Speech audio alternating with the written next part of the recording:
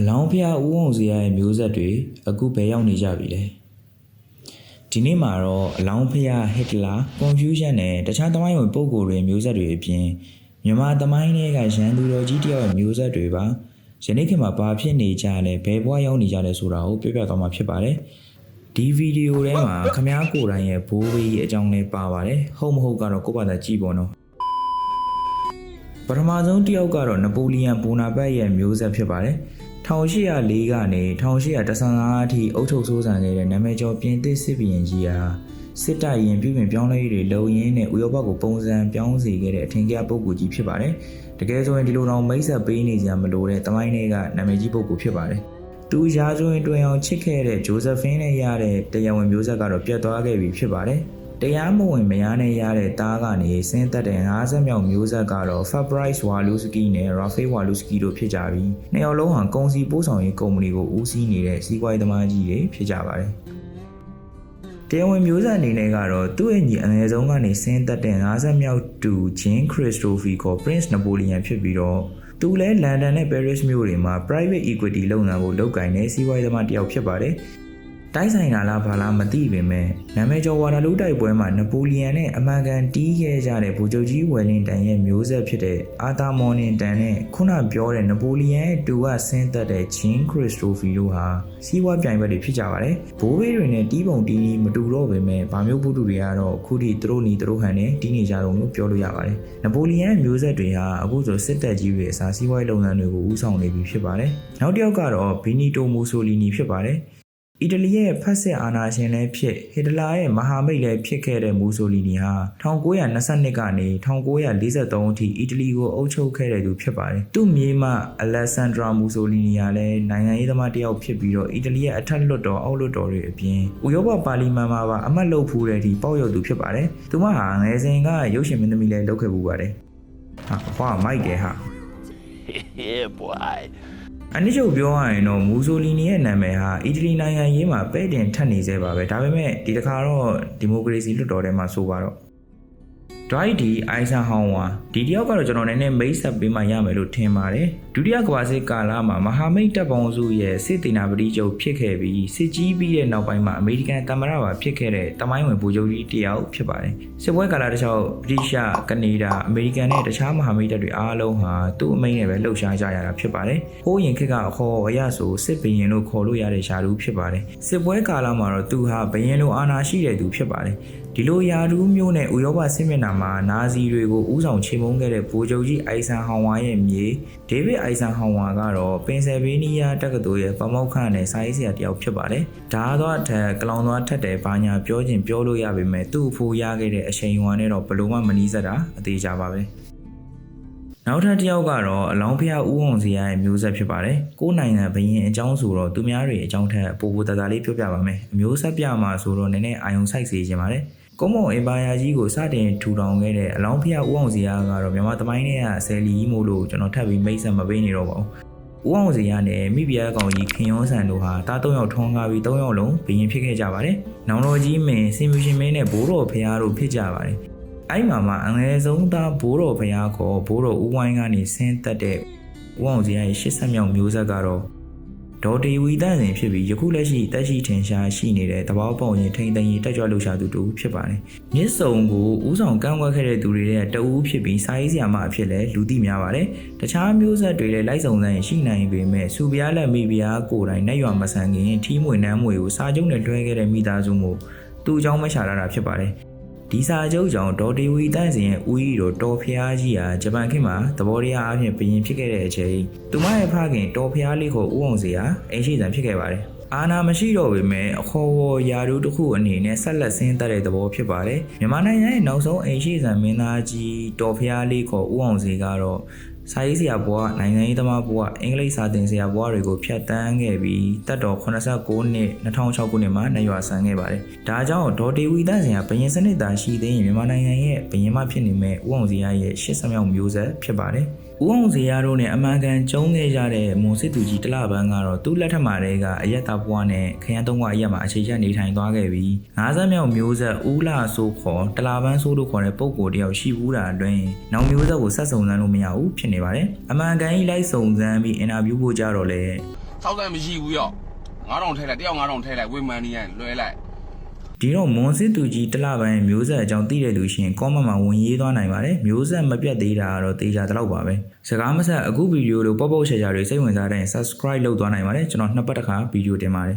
အခုတော့တီထောင်ခဲ့တဲ့သူတွေရဲ့မျိုးဆက်တွေအပြီးမှာဖြတ်စည်းခဲ့တဲ့ရန်သူတော်ကြီးတယောက်ရဲ့မျိုးဆက်အကြောင်းကိုဆက်လိုက်ရအောင်ဘသူမျိုးဆက်လဲဆိုတော့ဘိုးမူကြီး Edward Bob Sladen ရဲ့မျိုးဆက်ဖြစ်ပါတယ်မန္တလေးနန်းတော်ထဲကိုဝင်ပြီးမြန်မာပြည်ရဲ့နောက်ဆုံးပြီးရင်တီဘောမင်းကိုလက်နက်ချခိုင်းပြီးရတနာဂီတိသင်္ဘောပေါ်ကိုယ်တိုင်ကိုကြတင်ပေးလိုက်တဲ့ပြည်သူမြတ်တာခံဘိုးမူကြီးဖြစ်ပြီးတော့မြန်မာသမိုင်းမှာကာနယ်စလေဒင်တို့ထင်ရှားပါတယ်သူ့ရဲ့မျိုးဆက်ဟာလည်းယနေ့ထိပြည်တင်ရဲ့အထက်တန်းလူတန်းစားဖြစ်နေသေးပါပဲသူ့ရဲ့မြစ်တော်တဲ့ကွမ်တင်ဝဲလော့ဟာဗြိတိရှသူကောင်းမျိုးဘွဲရတရွှေတူဖြစ်ပြီးတော့ဟမ်ရှိုင်းယားမှာရှိတဲ့ Farley Wellop အိမ်ချမ်းမြေလုပ်ငန်းကိုစီမံခန့်ခွဲနေသူဖြစ်ပါတယ်။သူဟာ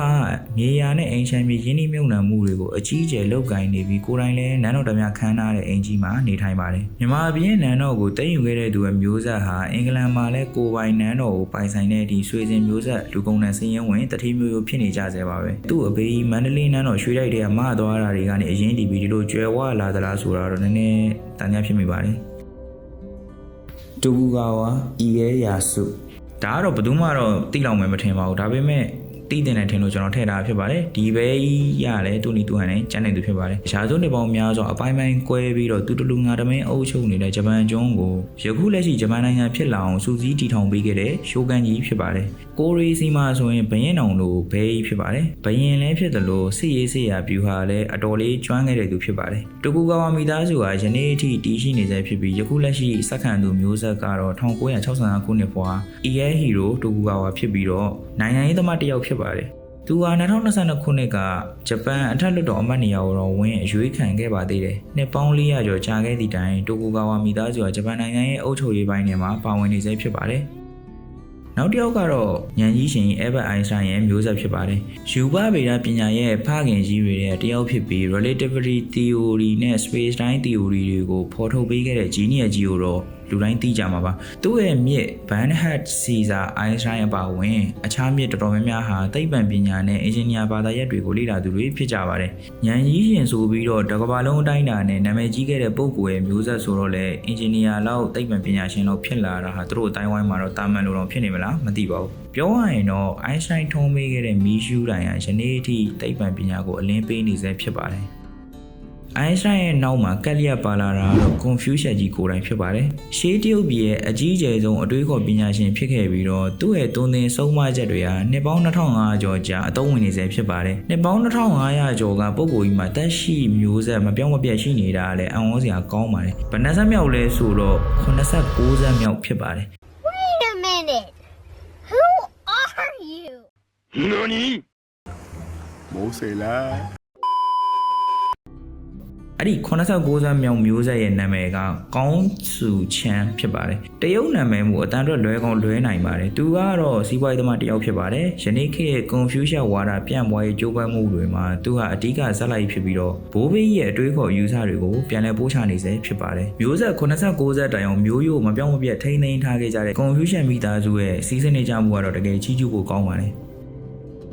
လူလိမ္မာတွေရဲ့မျိုးဆက်တွေအကြောင်းပဲနားထောင်တော့ပြင်းနေလောက်ပြီထင်ပါတယ်အဲ့တော့လူမိုက်ကြီးတွေရဲ့မျိုးဆက်တွေအကြောင်းပြောပြပါမယ်အခုလာမယ့်တစ်ယောက်ကတော့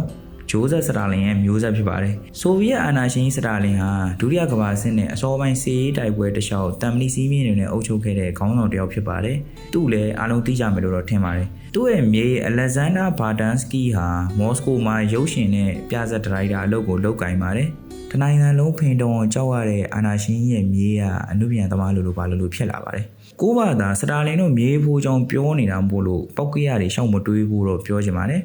။နောက်တစ်ယောက်ကတော့ Adolf Hitler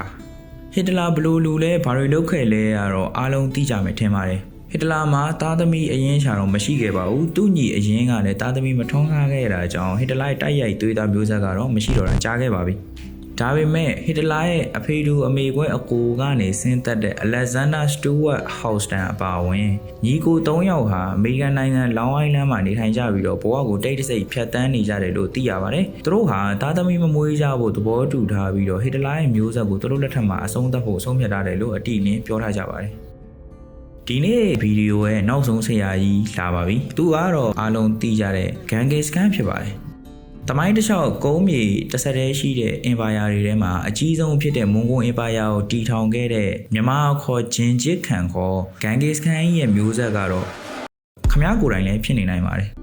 ဘာလို့လဲဆိုတာရှင်းပြပါမယ်။တမိုင်းမှာစိုးတယ်၊ကျန်းတယ်၊ရက်ဆက်တယ်ဆိုတဲ့နာမည်တွေနဲ့ဒီလူကြီးကတိုက်ရိုက်ခိုက်လေတော်ပြီးလက်ယုံခွန်အားတန်ဆွမ်းသလောက်မိန်းမလည်းတော်တော်ကြိုက်တတ်တဲ့သူဖြစ်ပါတယ်။သူဟာတရွာတကြီးမကပတ်ဆောက်ပြီးတော့အတကုံတွေတီးထုတ်ခဲ့တဲ့အကြောင်းတမိုင်းတွေမှာအတိအလင်းပါရှိပါတယ်။ဒီတော့သူ့ကိုမွန်ဂိုဂျာကြီးဆိုပြီးနာမည်ပေးထားပါမယ်။မွန်ဂိုဂျာကြီးဟာစစ်တိုက်လိုက်တီးထုတ်လိုက်နေဘဝကိုခက်ချမ်းချမ်းဖြတ်တန်းခဲ့ပြီးမသေးခင်အချိန်ထိစစ်တိုက်သွားခဲ့တဲ့သူဖြစ်ပါတယ်။မွန်ဂိုဂျာကြီးရဲ့ Y chromosome ဟာယနေ့ခေတ်ယောက်ျား3.5 ရာခိုင်နှုန်းမှာပါရှိပါတယ်ပြောချင်တာကယောက်ျားအယောက်200မှာတယောက်ကသူ့မျိုးဆက်ဖြစ်ပါတယ်ဒါပေမဲ့ဒါဟာတစ်ကမ္ဘာလုံးကိုပြန်မြတွက်ထားတာဖြစ်ပြီးတော့အာရှတိုက်မှာတော့သူ့မျိုးဆက်ကဘူတိတ်သေးနိုင်ပါတယ်ဥရောပတိုက်တို့အမေရိကတိုက်တို့မှာအယောက်400မှာတယောက်နှုံးလောက်ပါနေချိန်ကိုရီးစီမှာ100တယောက်နှုံးလည်းဖြစ်နေနိုင်ပါတယ်ဒီတော့ကိုယ်တိုင်ကဂန်ဂစ်ခန်ရဲ့မျိုးဆက်ဖြစ်နေနိုင်ပါတယ်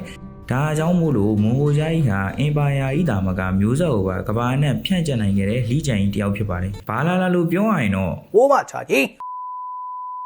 ယခုပြောပြသွားတာတွေကတကယ် confirm ဖြစ်တဲ့တေချာမျိုးဆက်လိုက်လို့ရတဲ့သူတွေဖြစ်ပါတယ်။တေချာအတီးပြုမရတဲ့သူတွေထဲမှာဆိုရင်မာဖီးယားခေါင်းဆောင်ကြီးအဲကပုံးရဲ့တရားမဝင်သားနေဆင်းသက်တဲ့ချီကာဂိုကစာရေးဆရာ Chris W. Knight မုံစိတ်နဲ့လို့ကြော်ကြားတဲ့ပင်လယ်ဓမြကြီး Edward T. Shea အတီးမပြုတ်နိုင်သေးတဲ့မျိုးဆက် Edward Thatch Jr. Wentworth ကာလာကနာမည်ကျော်ဝရမ်းပြေးကြီး Jesse James ရဲ့40မြောက်မျိုးဆက်သူတေသနာပညာရှင်နဲ့စာရေးဆရာ Daniel J. Juke တို့အပြင်အသေးလေးမျိုးဆက်မှတော်တဲ့ Brad Pitt နဲ့ Elizabeth ဘုရင်မကြီးတို့မောင်နှမ25ဝန်းဝဲတော်တဲ့ကိစ္စတွေဘီယွန်ဆေးကယခုလက်ရှိအင်္ဂလန်ဘုရင်ကြီး Charles ရဲ့26ဝန်းဝဲအတော်တော်တွေနဲ့ကိစ္စတွေလည်းကြံပါသေးတယ်ဒါတွေကိုသုံးပြီးတော့ကိုယ့်ကောင်တွေကို clip မလုပ်တာနဲ့လိုက်လေးပါလေးပေးခဲ့တဲ့နေပါပြီမပေးတဲ့ကြည့်ပေးတာနဲ့ကျေးဇူးတင်ပါတယ်နောက်နှစ်ပတ်နေတင်ပေးမယ်တကယ်ရှိခဲ့တဲ့ Santa Claus ဆိုတဲ့ဗီဒီယိုမှာပြန်တွေ့ပါမယ်